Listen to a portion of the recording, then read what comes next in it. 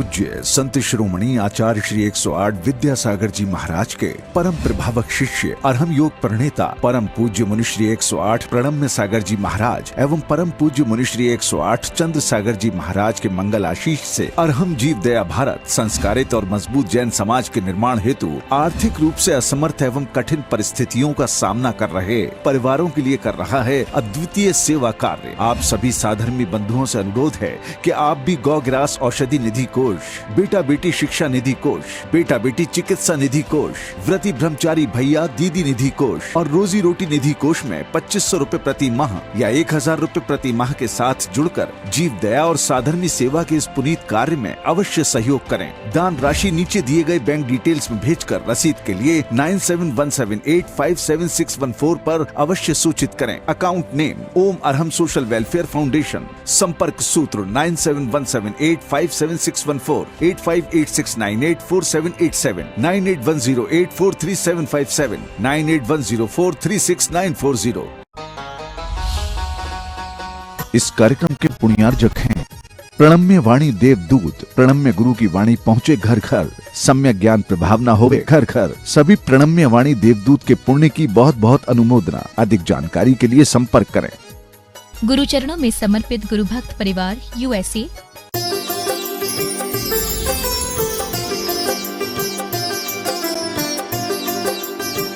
इस अभय कुमार की बातों में आकर के ठग लिए गए। यहां कोई भी न नमोकार बोलता है, न कोई यहां पर भगवान के जनालय में जाता है, न कोई यहां पर किसी भी तरह के आचार्यों के शास्त्र पढ़ता है। कुछ भी यहां माहौल ही नहीं है। और उसके मन के अंदर ये पीड़ा बढ़ने लग गई। उसके चेहरे की खुशी धीरे धीरे जाने लग गई। मन में विचार करने लग गई कि जिन धर्म के बिना जीवन जीना, मर जाना बेहतर है, लेकिन जिन धर्म के बिना जीवन जीना अच्छा नहीं है। पति भी मिला है, वह पति का सुख कितना, अपने मन में विचार करने लग गई। अरे हमसे तो अच्छी वो विधवा स्त्रियां हैं, कम से कम जो जिन धर्म का पालन करते हुए अपना जीवन तो जी रही हैं। क्योंकि पति के साथ रहना इतना जरूरी नहीं है जितना जिन धर्म के साथ रहना जरूरी है। जिन धर्म के बिना अगर जीवन जिया जा रहा है तो मरण के समान है। अब उसके संस्कार उसके सिर चढ़ करके बोलने लग गए। और वो संस्कार थे राजा चेटक के। कभी आपको सुनाया था, बताया था, राजा चेटक जिन धर्म का बहुत दृढ़ भक्त था। भले ही उसकी 7 कन्याएं थीं, उसका मन था कि मैं अपनी हर एक कन्या का विवाह उसी राजा के साथ करूंगा जो जिनेंद्र भगवान को मानने वाला हो, जिन भक्त हो। ये उसकी प्रतिज्ञा थी। जिन लोगों को इस ऋणिक चरित्र के बारे में पता नहीं होता, वो कहते हैं कि जब राजा चेटक का ये भाव था कि मैं अपनी कन्याओं का विवाह केवल जिन धर्मानुयायी के साथ करूंगा, तो रानी चेलना से उसका विवाह हो कैसे गया? श्रेणिक का विवाह रानी चेलना से हो कैसे गया? ऐसे हो गया जैसे आपको एक कहानी बताई जा रही है। उसकी मर्जी से हो गया। अब जब उसके मन में आया कि इस तरह का जीवन बिल्कुल व्यर्थ है, स्त्री का जन्म लेकर के मर जाना अच्छा है, लेकिन बिना जिनेंद्र भगवान के दर्शन किए जीना अच्छा नहीं है। अगर जिनेंद्र भगवान का धर्म मिला है, इस कुल में जन्म मिला है, तो इस कुल को किसी भी तरीके से छोड़ देना माने थोड़े से फलों की इच्छा करने के लिए, किसी भी तरह के कोई भी तात्कालिक सुख की प्राप्ति करने के लिए विष फल खा लेने के समान है। ऐसा विचार उसके मन में आने लग गया। ये पति का सुख, इंद्रियों का सुख, ये कब तक हमारे साथ रहेगा? हमारा तो जिन धर्म पर श्रद्धान था, उससे हमें जो सुख मिलता था, भगवान की पूजा से जो सुख मिलता था, मुनि महाराज को आहार देने से जो सुख मिलता था, वो सुख तो हमारा चला ही गया। अब यहां पर हम कहां फंस गए, किससे कहें? राजा बिल्कुल भी जैन धर्म का नाम नहीं लेता। किसी भी तरह से राजा के कोई मनोभाव जिन धर्म के अनुसार दिखाई नहीं देते। अब हम अपनी बात किससे कहने जाएं, अपना दुखड़ा किससे रोएं। अब वो भीतर ही भीतर अपने मन में रोने लगती है, दुखी होने लग जाती है, विचार करती है कि मेरी श्रद्धा का फल ये कैसा मुझको मिलने लगा। मैंने खूब दर्शन पाठ पढ़े थे, खूब भगवान का दर्शन किया था और खूब ये भावना की थी, जिन धर्म विनिर्मुक्तो मां भूवम चक्रवर्त्यपि श्याम चेटोपि दरिद्रोपि जिन धर्मानुवासितः। कभी सुना है ये श्लोक? बोलो तो। नहीं सुना? दर्शन पाठ भी नहीं पढ़ा आज तक कभी भगवान के सामने दर्शन करते हुए? आप सोचो कि पहले के राजा लोग भी अपने बच्चों को पढ़ाते थे, लेकिन पढ़ाने के साथ कितना बड़ा संस्कार डाल देते थे। इसे कहते हैं संस्कार। एक बार अगर संस्कार बेटा बेटी में डल गया, दुनिया में कहीं भी चला जाएगा, उसके भीतर का संस्कार उजागर होगा तो चोरी छिपे दुखी होकर के किसी भी तरीके से वो अपने संस्कार को जागृत कर लेगा, तो उसी से उसका कल्याण होने लग जाएगा। रानी चेलना को संस्कार किससे मिले? अपने पिता से मिले, अपनी मां से मिले, और वो संस्कार उसके साथ में बड़े होने के साथ पढ़ाई इतनी जरूरी नहीं है जितने जरूरी संस्कार होते हैं। लेकिन आज के माता पिताओं को पढ़ाई जरूरी दिखाई देती है, संस्कार जरूरी दिखाई नहीं देते। हमारी बेटा बेटी जिनेंद्र भगवान के बारे में कोई ABCD जानते हैं कि नहीं जानते हैं? जिनेंद्र भगवान को ही हम भगवान क्यों कहते हैं, इस बारे में भी उनका कोई स्पष्ट विचार होता है कि नहीं होता है? हम निर्ग्रंथ गुरुओं की पूजा क्यों करते हैं, हमारे गुरु निर्ग्रंथ क्यों रहते हैं, इस बारे में हमारे बेटा बेटियों को कुछ पता होता है कि नहीं होता है? हम इस संसार में रहते हुए भी धर्म का आचरण क्यों करते हैं? क्या धर्म करने से हमारे लिए परलोक में मिलेगा, क्या इस लोक में मिलेगा? धर्म के लिए हमारी आत्मा जीव आदि 7 तत्वों का ज्ञान होना कितना जरूरी है या नहीं है, ये कोई भी माता पिता अपने बेटे बेटी के बारे में सोचते नहीं है। सभी माता पिता को बस अपने बेटों की पढ़ाई दिखती है, अच्छे अच्छे कॉलेजों में, अच्छे अच्छे इंस्टीट्यूटों में। उनको वहां भेज दो और तुम सब यहां करके बैठ जाओ, बस तुम्हारे से हम खोपड़ी खाएं, जिनसे हमें कुछ मिलना जुलना नहीं है, इनसे अपना सिर फोड़ो, इनका अब कुछ होना नहीं है। दुनिया के सब रंग देख लिए जिन्होंने, सारे रंग देखने के बाद अब यहां पर आकर के बैठे हैं, अब इनके ऊपर कोई रंग चढ़ना नहीं है। बेटा बेटियां सब खाली हो गए हैं, घर सब खाली कर दिए हैं, शिविर लगने वाले हैं, आगे 10 लक्षण पर्व आने वाले हैं। 10 लक्षण पर्व में भी जब धर्म की बात आएगी, धर्म कार्य में आगे होने की बात आएगी, तो यही सब लोग फिर आगे आगे आकर के बैठ जाएंगे। कब तक तुमसे हम खोपड़ी खाएंगे? न तुम्हारी खोपड़ी हमारे काम की, ना हमारी खोपड़ी तुम्हारे काम की। समझ में आ रहा है कि नहीं आ रहा है? आप कहोगे महाराज फिर हम कहां जाएं, आप हमारा अपमान कर रहे हो, हम ओवर एज हो गए तो आप हमको बिल्कुल रिटायर्ड समझते हो, आप हमको किसी काम का नहीं समझते हो। ऐसा नहीं है। काम के तो तुम इतने हो कि अगर तुम थोड़ा सा जागृत हो जाओ तो जो काम तुम्हारे बेटा बेटी नहीं कर सकते, उससे बढ़ के काम तुम कर सकते हो। काम के तो बहुत हो, लेकिन अगर जैसा बताया जाए वैसा काम करो तो काम के हो। आने वाले 10 लक्षण पर्व में आप एक काम करो। अभी तक आप अपने बेटा बेटियों के लिए तब घर में बुलाते थे जब घर में किसी का विवाह होता था, घर में कोई विशेष कार्यक्रम होता था, कभी कोई छुट्टी मिलती थी। अब की बार आप अपने बेटा बेटियों को इसलिए बुलाओ कि बेटा 10 दिन आकर के मुनि महाराज के समक्ष तुम्हें सतना में धर्म करना है, इसलिए बुलाओ उनको। कहीं भी पढ़ रहे हो, कहीं भी सर्विस कर रहे हो, उनको आज से ही निमंत्रण देना शुरू करो, आज से ही कहना शुरू करो। 10 दिन अगर तुमने धर्म के नहीं निकाल पाए अपने पूरी वर्ष के अंदर या अपने पूरे जीवन के अंदर, तो तुम्हारा जीवन किसी काम का नहीं है। कम से कम इन दिनों में आकर के जब सुबह से शाम तक धर्म की चर्चा होती है, थोड़ा सा सुनो तो। हम तुम्हें अभी तक नहीं सिखा पाए, नहीं समझा पाए। आज हमारे पुण्य से हमारे नगर में मुनि महाराज हैं, वो दिन भर तुम्हारे लिए धर्म का प्रदान करेंगे, दिन भर तुम्हें धर्म की शिक्षा देंगे। एक 10 दिन के लिए समय निकाल करके आओ, मानो कि अपनी जिंदगी में 10 दिन थे ही नहीं, ऐसा सोच करके आओ, तब कुछ बात बनेगी। सुन पा रहे हो कि नहीं? नहीं तो ये स्थिति रहेगी तो सब कुछ फीका फीका दिखाई देगा। समझ आ रहा है? ये माहौल नहीं चाहिए। इससे 4 गुना 10 गुना अच्छा माहौल तब बनेगा जब आप अपने बेंगलोर पुणे में पढ़ने वाले, इंदौर और भोपाल पढ़ने वाले या यूएस यूके में सर्विस करने वाले बच्चों से कहो कि 10 दिन यहां आकर के अपना धर्म ध्यान करने का मन बनाओ। जो संस्कार तुम्हें दिए हैं हमने, वो कुछ काम में आएंगे कि नहीं आएंगे?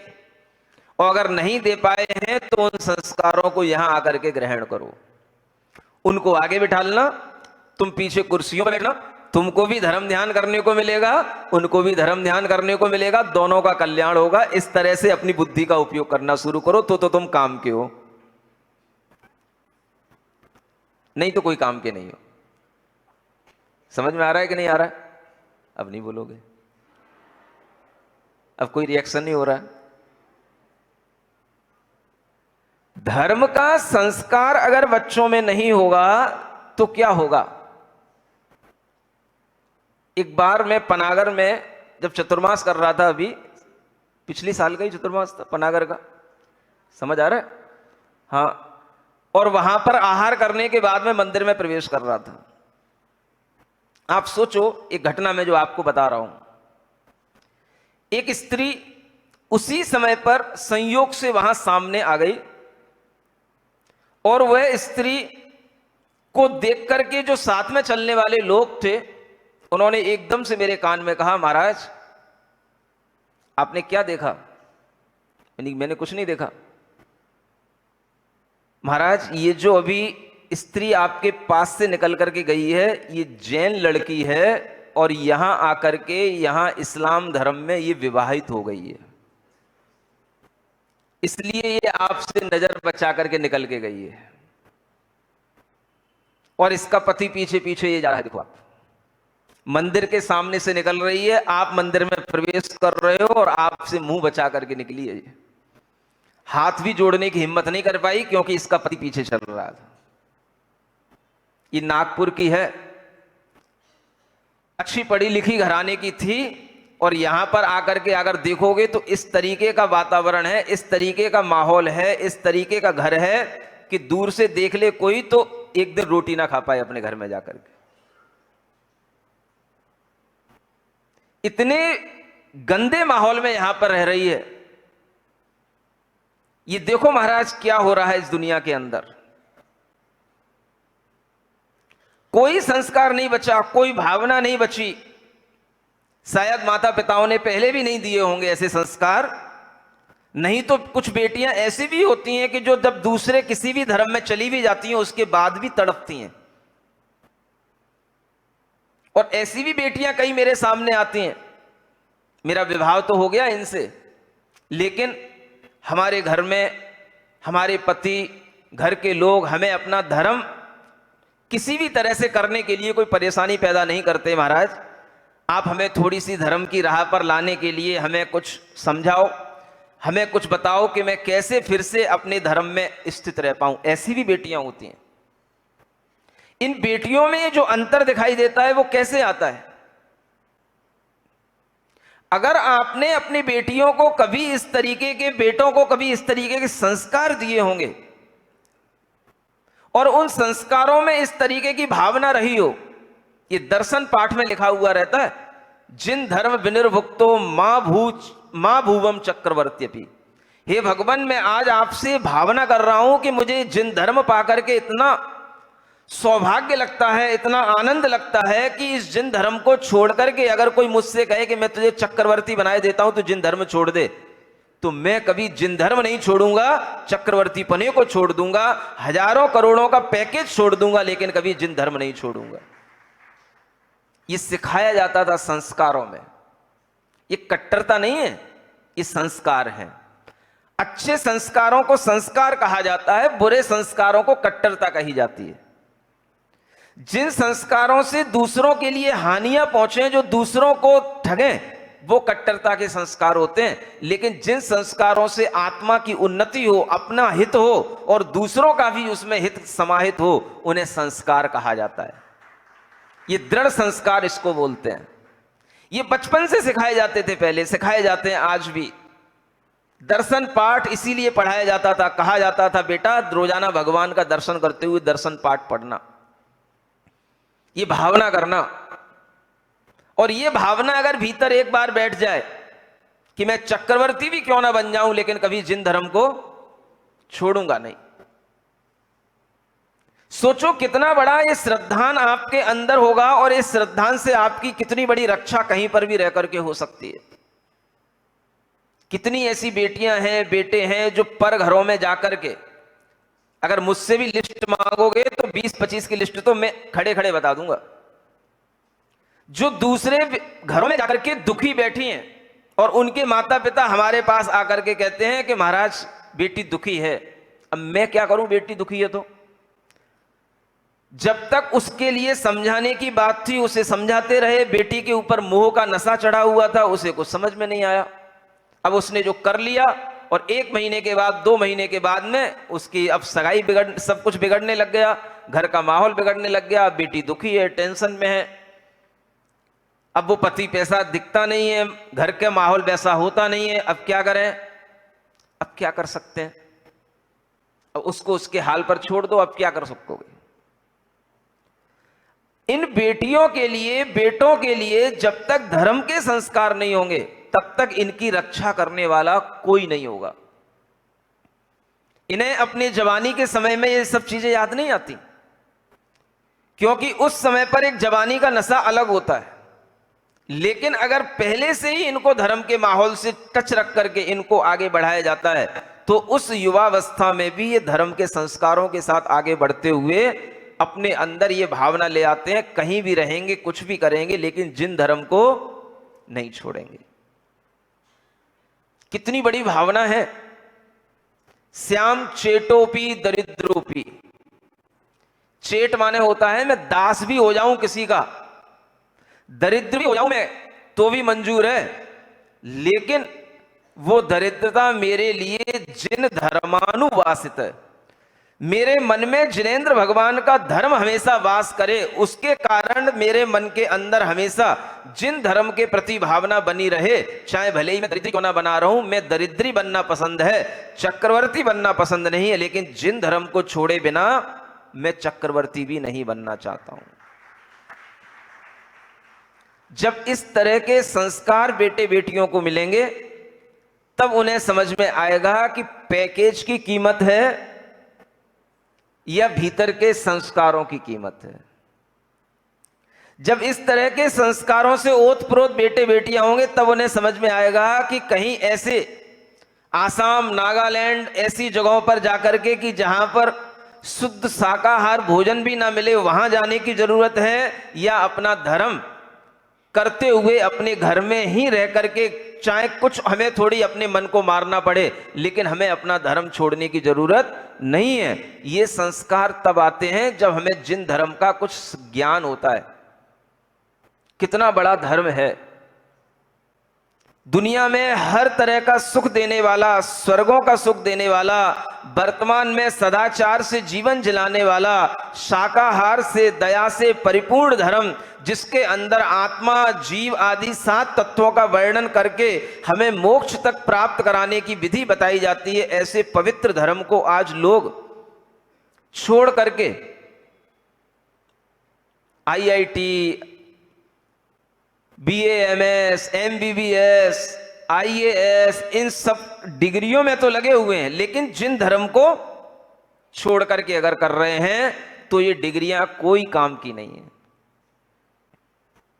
अगर ये धर्म के साथ चल रहा है तो ठीक है, लेकिन अगर धर्म का कुछ ज्ञान नहीं है, वेज मिला तो वेज खा लिया, नॉन वेज मिला तो नॉन वेज खा लिया, मंदिर तो सालों से नहीं गए, भगवान जिनेंद्र देव क्या होते हैं जानते ही नहीं है, जब कभी मम्मी ने धक्का दे करके पहुंचा दिया तो चले गए, धोख दे करके चले आए, कभी हमने जैनिज्म की ABCD नहीं सीखी, तुम्हारा ये सारा का सारा ज्ञान किसी काम का नहीं है। हर व्यक्ति के जीवन में एक उद्देश्य अगर अच्छे हुआ करते हैं तो व्यक्ति अपने जीवन में सब कुछ पा लेता है। एक बहुत बड़ा व्यापारी, कोई श्री राम कंपनी, जिसका एक बहुत बड़ा व्यापारी 6000 करोड़ रुपए का व्यापार छोड़ करके एक सामान्य जीवन जीने के लिए आज तत्पर हो गया है, ऐसी एक न्यूज हमें आज बताई गई। समझ आ रहा है? कितने करोड़? 6000 करोड़ रुपए को अपने वर्कर्स को देकर के, अपनी कंपनी में काम करने वाले लोगों को देकर के वह उससे मुक्त हो गया। और ऐसा व्यापारी बिल्कुल सादा जीवन जीने वाला, सादा कार में घूमने वाला, मोबाइल तो यूज करता ही नहीं है। क्या सीखोगे इन लोगों से तुम? त्याग भी उसके नाम के साथ जुड़ा हुआ है। त्याग राज या त्याग राम उसका नाम है,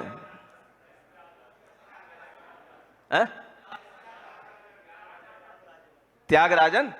हाँ, वही तो मैं कह रहा हूं, त्याग उसके नाम के साथ जुड़ा हुआ। देखो ये नाम का कितना बड़ा महत्व होता है। जिसके नाम के साथ त्याग जुड़ा हुआ हो, कभी तुम जिन धर्म में जन्म लेने के बाद में अपने बच्चों का नाम त्यागराजन रख सकते हो? नहीं महाराज। एक तो वो आधे अक्षर से शुरू होता है, आधे अक्षर से शुरू होने का नाम तो कभी रखना ही नहीं, बच्चों को ऐसा भ्रम पैदा कर रखा है। समझ आ रहा है? और फिर त्याग, त्याग का नाम नहीं रख सकते हैं। अगर आप भोगराज कहोगे तो रख सकते हैं, योगराज नहीं रख सकते। समझो नाम के इस महत्व को, समझो कि जिसके नाम में भी त्याग लगा हुआ हो, वो व्यक्ति किस लिए एक छोटे से स्तर से बिजनेस शुरू किया, आज में बहुत बड़ा हो गया, लेकिन उससे भी उसको मोह नहीं है। हम कभी अपने जीवन में अगर आदर्श बना करके रखेंगे कि हमें अपनी उम्र के 80 साल में, 70 साल में अपने लक्ष्यों की प्राप्ति करने के बाद में हमें अपना जीवन किस तरह से जीना है, किस तरह से हमें अपने जीवन को धर्म के अनुसार आगे बढ़ाना है, तभी आपके जीवन की सार्थकता होगी। अन्यथा जीवन की कोई सार्थकता बनती नहीं है। संस्कार अपने अंदर डालने पड़ते हैं, बच्चों के अंदर भी संस्कार डालने पड़ते हैं, और बच्चों को यह सिखाना पड़ता है, बेटा भूखे रहना ठीक है, प्राण छोड़ देना ठीक है, लेकिन कभी भी मांस नहीं खाना, अंडा नहीं खाना, शराब नहीं पीना, गलत चीजों को नहीं खाना, भले ही कितना ही हमें भूखा रहना पड़ जाए। जिनेंद्र भगवान का जहां मंदिर हो वहां पर दर्शन पहले करना, उसके बाद में भोजन करना, यह भी एक बहुत बड़ा संस्कार होता है।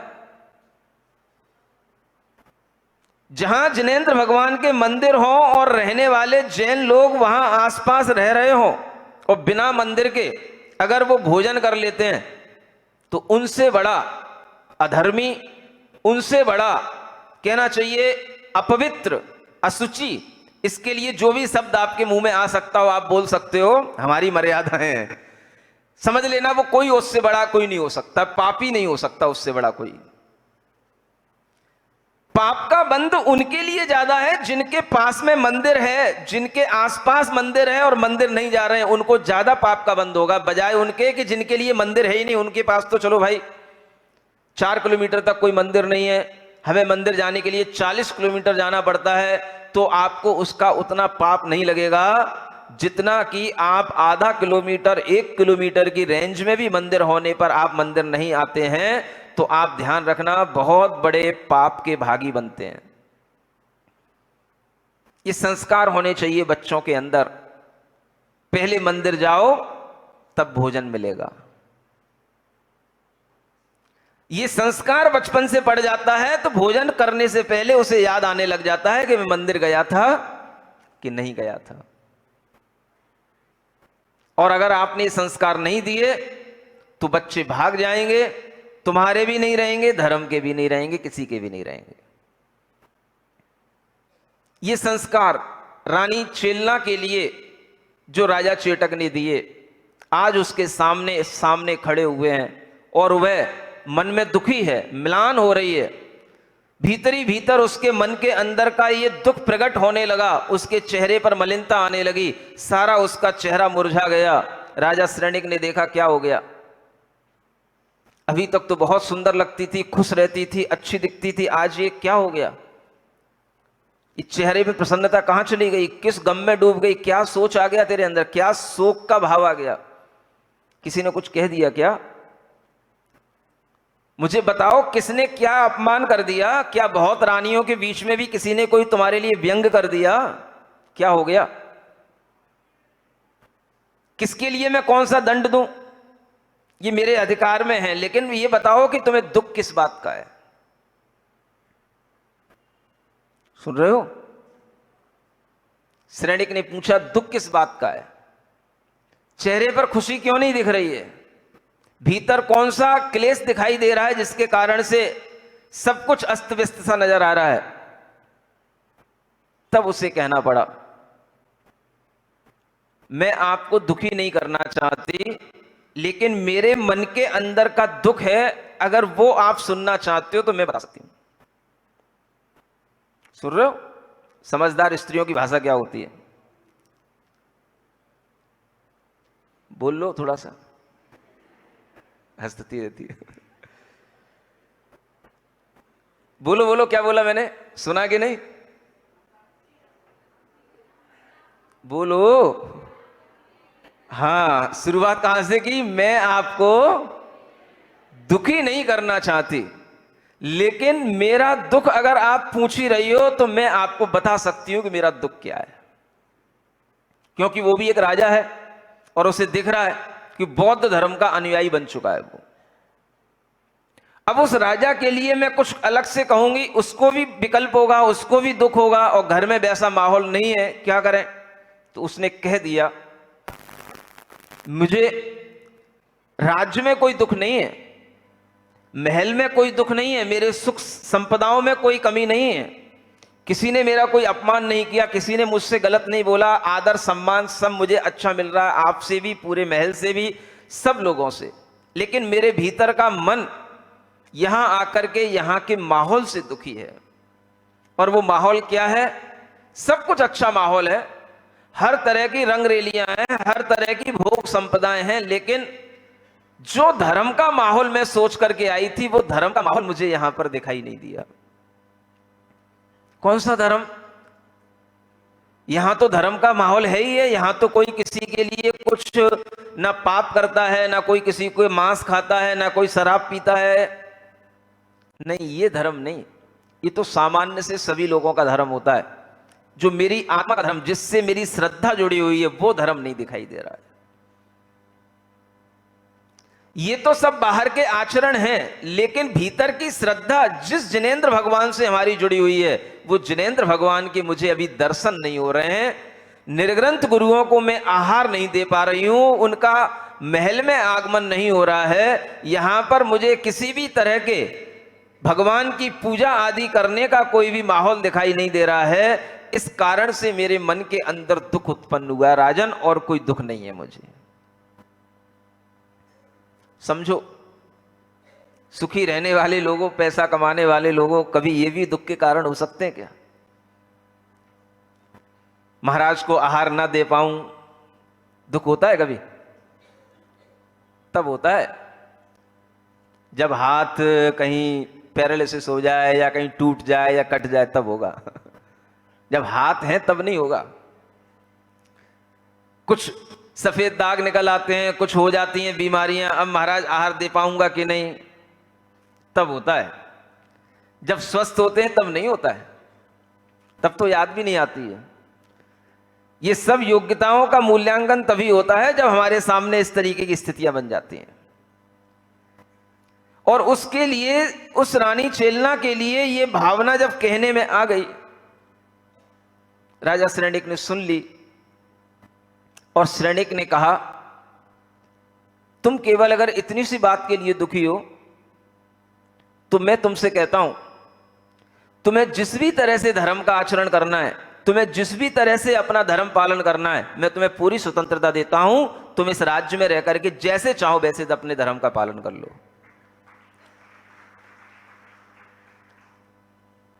ये भी एक बहुत अच्छे दंपति के गुण होते हैं, एक अच्छे पति के गुण होते हैं। तभी इस तरीके की अच्छी भावनाएं बनती हैं कि अगर सामने वाला अपने धर्म का पालन करना चाहता है तो वो अपने धर्म का पालन कर पाए। राजा है, उदार चित्त रखना पड़ता है। रानी की प्रसन्नता जरूरी है क्योंकि वह पट्ट रानी है, और अगर वह धर्म करना चाहती है तो उसे धर्म करने दिया जाए। और जब रानी ने ये सुन लिया तो वो अपने आप में बहुत प्रसन्न हो गई और खुश हो गई कि राजा ने मुझे यहां पर धर्म करने की अनुमति दे दी है। उसे इतना खुशी उत्पन्न हुई, जो खुशी उसे राजमहल के राज संपदाओं को भोगने से नहीं हो रही थी, वो खुशी केवल इस बात से हो गई कि अब मैं मंदिर में भगवान जिनेंद्र देव के सामने बैठ करके भगवान की पूजा करूंगी, भगवान का दर्शन करूंगी। इसे कहते हैं धर्म। इस तरह का जब उल्टा भाव आने लग जाए, उल्टा भाव का मतलब सारा सुख संपत्ति एक तरफ और मंदिर जाने का सुख एक तरफ, तब समझना पड़ता है कि हां भीतर से कुछ श्रद्धान है, भीतर कुछ धर्म है। अभी तो मम्मी पापा ढकेल के भेज देते हैं, दर्शन कर आते हैं, बस अपना मुंह दिखा आते हैं भगवान को और समाज के लोगों को, ताकि पता पड़े कि बेटा मंदिर आता है, बेटी मंदिर आती है। इसलिए ये भी जरूरी होता है समाज में। मम्मी को भी पापा को भी ये संतोष रहे कि हां मंदिर चला जाता है बेटा। लेकिन जिन धर्म की प्रति श्रद्धान की गहरी भावना, सारा इंद्रियों का सुख, राजमहल का सुख, रानी का सुख एक तरफ, और भगवान जिनेंद्र देव की पूजा का सुख, दर्शन का सुख, मुनि महाराज के प्रवचन सुनने का सुख, उन्हें आहार देने का सुख एक तरफ। ये सुख की इस तरीके से जब भीतर से लालसा उत्पन्न हो जाए, तब समझना धर्म भीतर से आया है, धर्म का श्रद्धान भीतर से बना है। और इस तरह का धर्म का श्रद्धान भीतर से बना होगा तो वह बेटी हो चाहे बेटा हो, दुनिया के किसी भी कोने में वो रह लेगा, वहीं पर अपने धर्म की प्रभावना करने के लिए तत्पर हो जाएगा। संस्कार होना चाहिए। किसी भी जगह पर होगा तो भी वहां पर करके धर्म करने को तत्पर हो जाएगा, धर्म से मुंह नहीं मोड़ेगा। सोचो उस पनागर की उस बेटी के लिए, उस बहू के लिए क्या कहा जाए।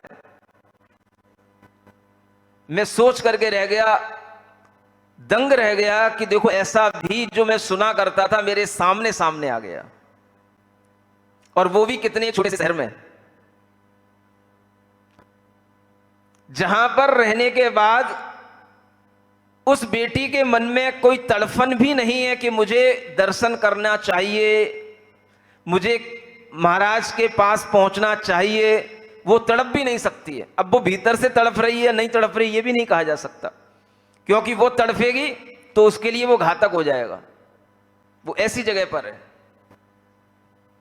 नहीं समझ में आया?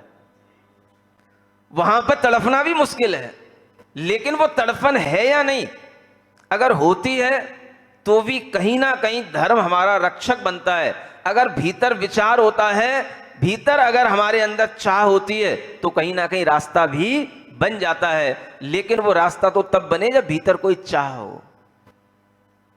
ऐसी कई बेटियां बहू बनकर के हमारे पास में आती हैं जो गलत रास्तों पर चली गईं, लेकिन उनके भीतर का संस्कार जागृत हुआ, वापस आती हैं, फिर से अपने धर्म के लिए समर्पित होती हैं, हर तरह का प्रायश्चित लेती हैं, और उसके बावजूद ये स्थितिकरण करने का मन बनाती हैं कि मैं अपने ही धर्म में स्थित रहना चाहती हूं, क्योंकि भीतर एक चाह है, संस्कार है।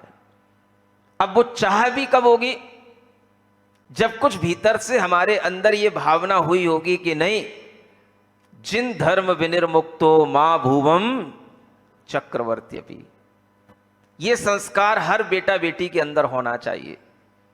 Engineer, doctor, CA, CS, IAS, IPS बनना इतना जरूरी नहीं है बेटा, जितना जिन धर्म के अनुसार आचरण करना जरूरी है। जिनेंद्र भगवान की जो धर्म की दिशा है उस दिशा के अनुसार चलना जरूरी है, और कभी भी अपने धर्म का श्रद्धान छोड़ करके अन्य किसी भी तरह की पढ़ाइयों से, डिग्रियों से अपना श्रद्धान बिगाड़ने की कोशिश ना हो, वह संस्कार जरूरी है। इस तरह के संस्कार अगर होंगे तो आपके बेटे यहां 10 लक्षण के 10 दिनों में हमें जरूर दिखाई देंगे। सुन रहे हो? अब आप अपने संबंध बनाने के लिए, और अब आपके संबंध कितने धार्मिक हैं, इस बात की परीक्षा करने के लिए आप परीक्षा कर लेना, और मुझे वो उपस्थितियां चाहिए जो उपस्थितियां मैंने अभी यहां पर नहीं देखी हैं। समझ आ रहा है? वो मैं दीपावली पर नहीं देखना चाहूंगा, वो मैं 10 लक्षण पर देखना चाहूंगा। हाँ, मुझे मत चलाने की कोशिश करना कि वो दीपावली पर आएंगे, नहीं, वो दीपावली पर तो अपने मन से आएंगे। अभी उनको बुलाना ताकि उनके लिए कुछ एक नया भाव पैदा हो, क्योंकि 10 लक्षण के 10 दिनों का जो धर्म का भाव होता है वो साल भर के 355 दिनों में वो भाव नहीं आता, जो सिर्फ 10 दिनों के अंदर आता है। ये ध्यान रखना। इसलिए कह रहा हूं, यहां का कोई भी बंदा अगर कहीं बाहर गया तो सबसे बड़ा गद्दार कहलाएगा, ये ध्यान रखना। धर्म का गद्दार। सबको ध्यान में रखना है, इधर उधर किसी भी तरीके की बातें नहीं करना है। धर्म के 10 दिनों में छोटे से लेकर के बड़े तक को सबको यहां पर एक साथ बैठ करके धर्म करने का माहौल बनना चाहिए। अपने अपने मंदिरों का कोई राग नहीं आलापे। मंदिरों की बात सिर्फ एक नॉमिनल, औपचारिक रूप में पूरी करने के बाद में पूरी समाज को एक साथ मिल बैठ करके यहां छोटे से लेकर के बड़े तक को धर्म करने का लाभ मिलेगा, ऐसी योजना यहां बनाना है। दिन भर आपको यहां पर उपस्थित रहना है। रात में आप अपनी सुविधा के अनुसार अपने घरों में प्रवेश कर सकते हैं। महिलाओं को भी पूरा लाभ मिलेगा, बच्चों को भी लाभ मिलेगा, बड़ों को भी लाभ मिलेगा। 10 दिन के लिए अपने व्यापार पहले से ही एडजस्ट करके रखना, क्योंकि उस समय पर का फतवा कुछ अलग जारी भी हो सकता है। समझ आ रहा है ना? अभी सिर्फ आपको चेतावनी दी जा रही है, आप चेतते रहिए। बोलिए महावीर भगवान की।